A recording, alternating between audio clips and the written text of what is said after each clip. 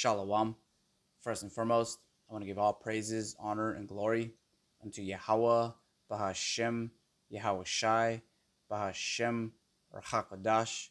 Double honors to the apostles of Great Millstone, and peace and salutations to the Akim who are tuning to these videos.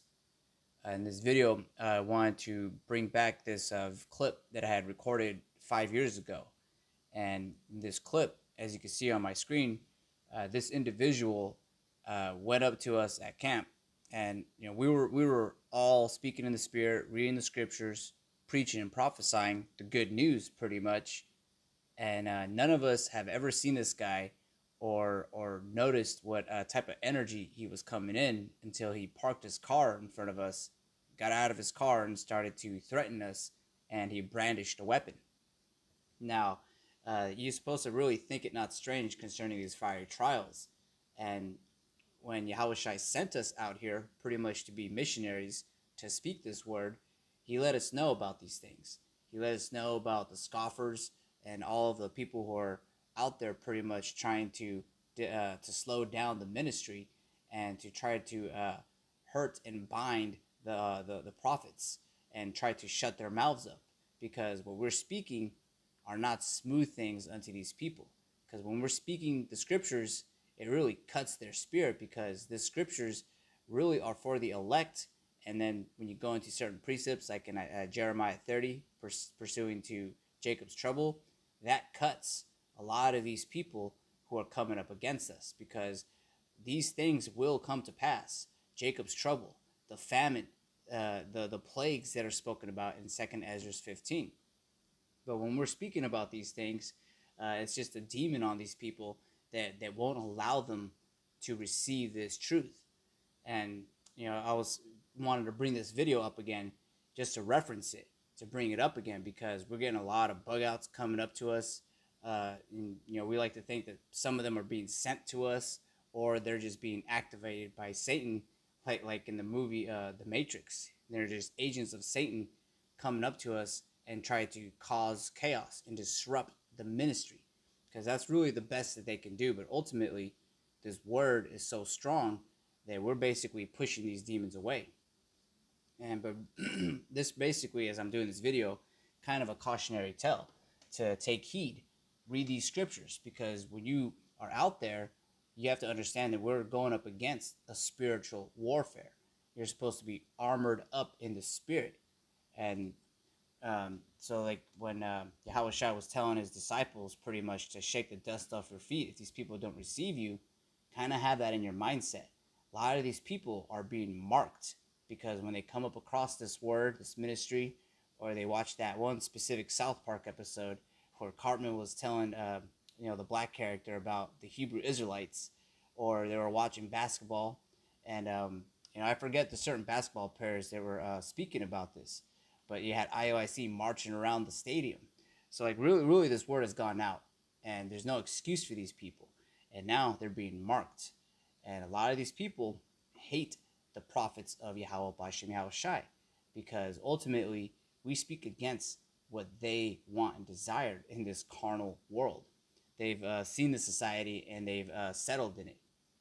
Whereas the elect of the nation of Israel, we want out of this place. That's why we're hastening the day. But until then, we still have to prophesy and ultimately shake the dust of our feet from these people.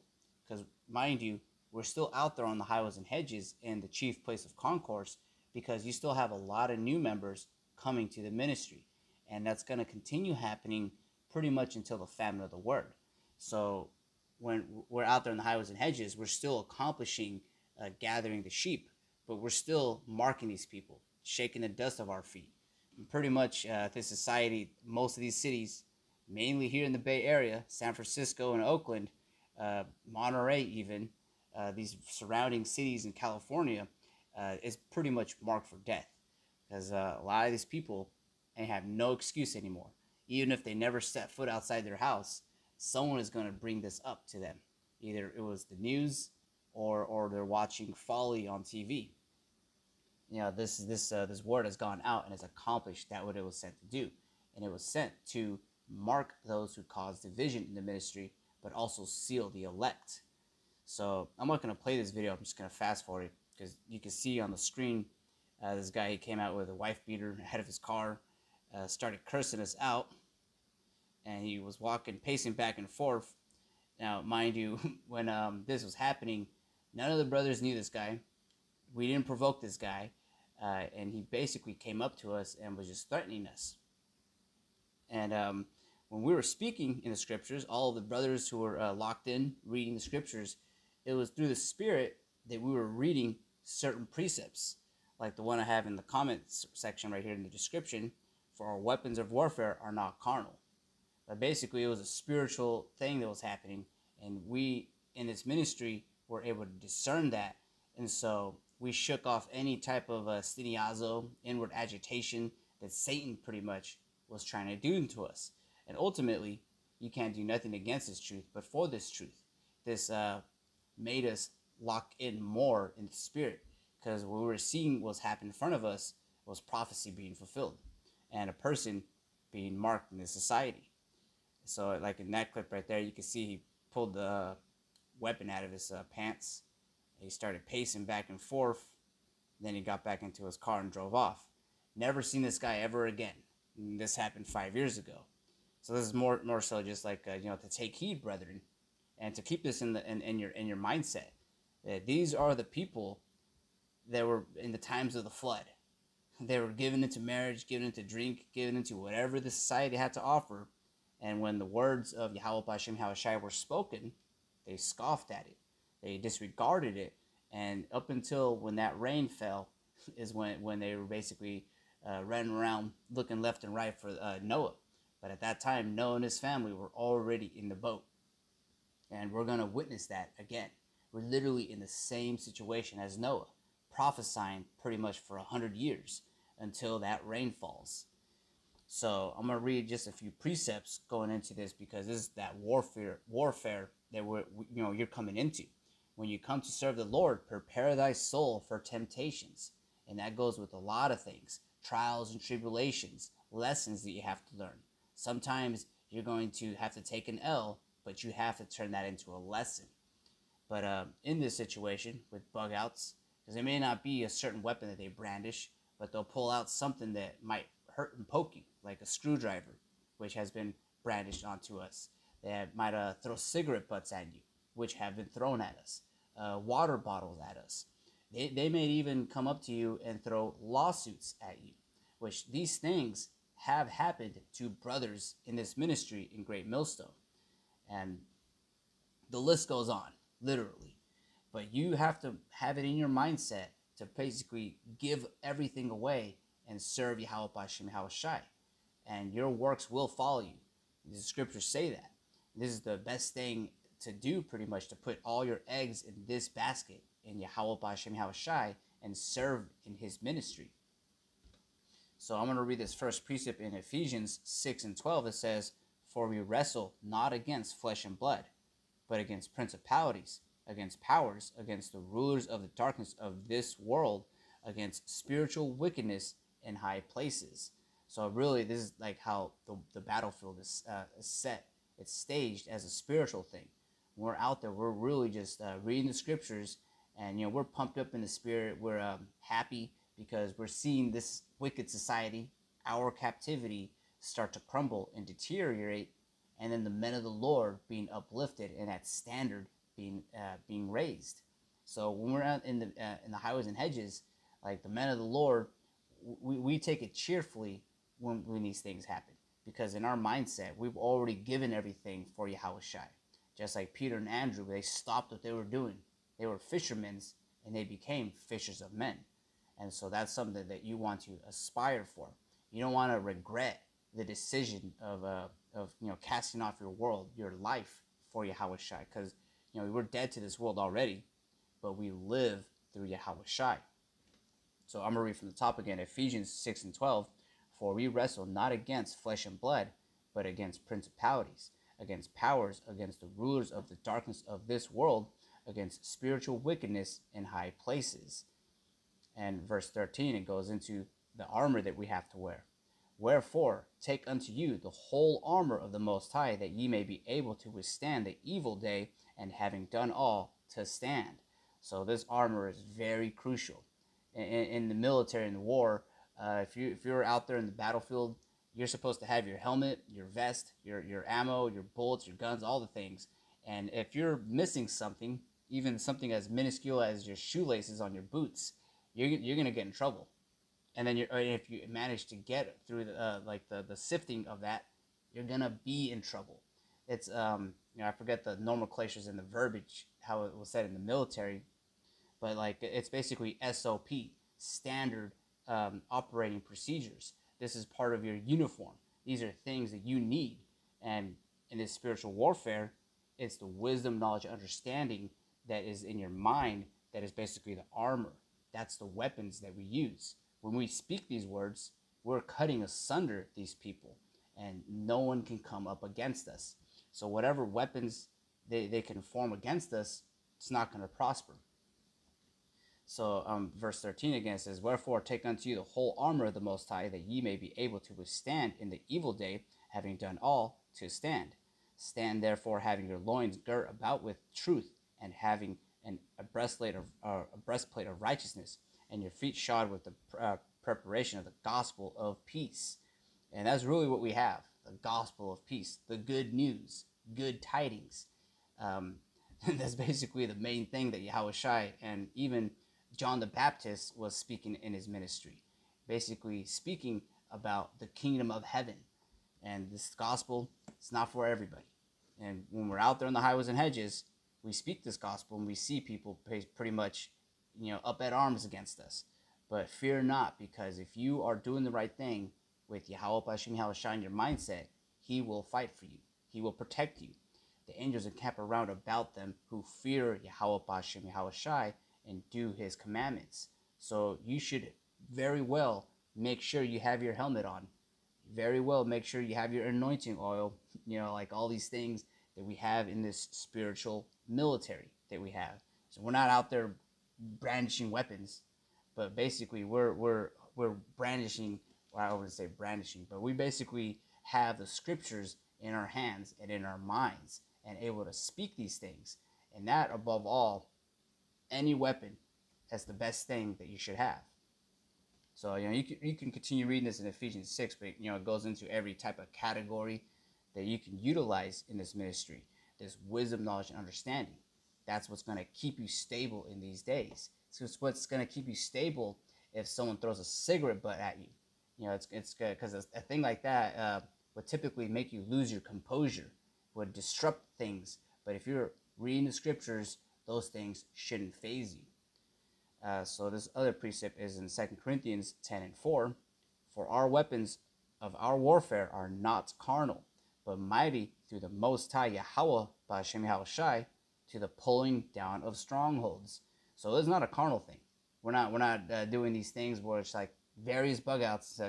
We like to think about, or actually we don't like to think about, just all of these different type of agent activity, provocateur people who come up to us and try to link us with terrorism.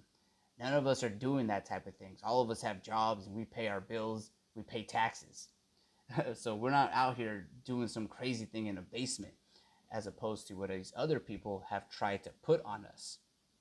They were trying to do this on the news. This is not a new thing. And best believe Esau Edom is going to try these things again. It's going to send whatever he can at us, basically to try to disrupt us. But if you're standing stiffly for Yahweh Hashem Yahushai, none of these things should faze you. So from the top again, it says, for our weapons of our warfare are not carnal, but mighty through the Most High Yahweh, to the pulling down of strongholds. And this word is what's destroying the society. Us basically pushing away sin, like not even eating pork and doing like just little things here and there, pleases Yahweh Hashem Yahushai, to the point where our desires, our path is more straightway to the kingdom, where Esau Edom is basically put away, sin is put away. And so that's basically, this word right here is what's casting down those strongholds, because this society is literally laden with iniquity. All the things in this society go against what we believe in and what we speak about on the highways and hedges. But when we speak those things, they are cast down. So in verse 5, it says, casting down imaginations and every high thing that exalted itself against the knowledge of the Most High, and bringing into captivity every thought to the obedience of Hamashiach Yahushai. And that's actually what's happening when these people are getting marked. Pretty much, they have no excuse now. The blood is off our hands because we warned them. We let them know that if you don't get right with the Lord, then it ain't going to be right for you in the end. But if these people, whether they hear or whether they forbear, we do our job as watchmen. So when we speak these words, they cast down these societies. They cast down the philosophies, even the imaginations, what people think of the scriptures. All of a sudden now you got all these Christians speaking about the Edomites. That is not by coincidence. That's because the apostles of Great Millstone and the elders on down have been actually speaking these words.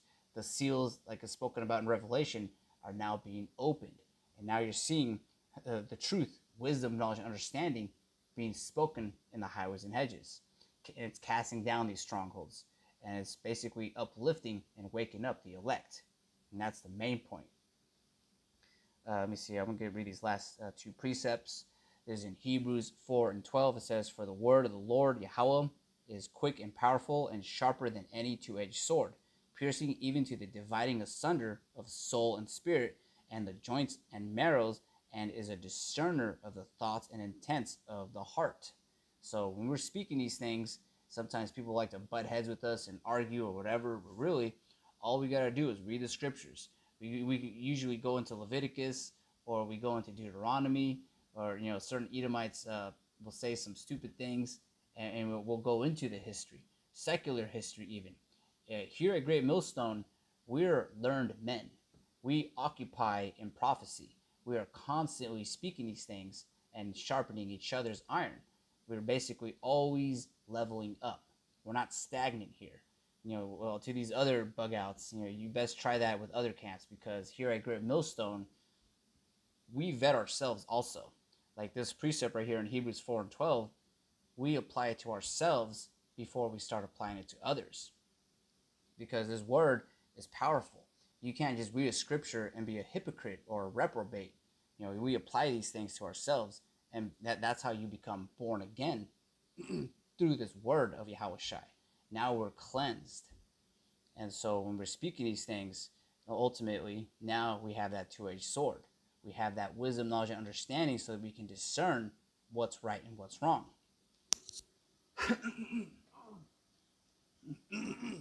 Sorry. And the last precept I want to read is in John 3 and 18. It says, he that believeth on him is not condemned.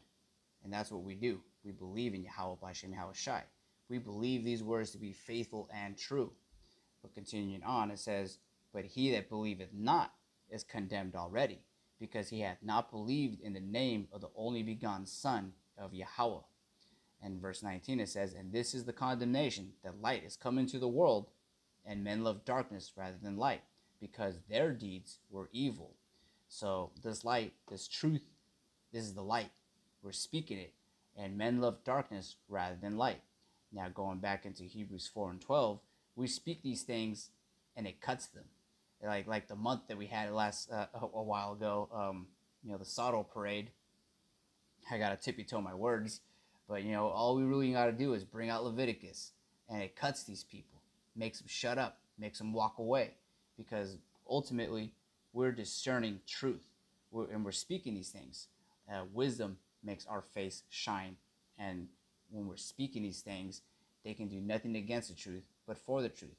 Really, all they're going to do, if anything, is prove our point. So with that, I hope this video is edifying, and a cautionary tale to have this in your mindset. Be prepared for cigarette butts getting thrown at your face, or worse, a water bottle. But with that, I want to give all praise, honor, and glory unto Yahweh, Ba'Hashem Yahushai, Ba'Hashem Rakakwadash. Shalom Akim.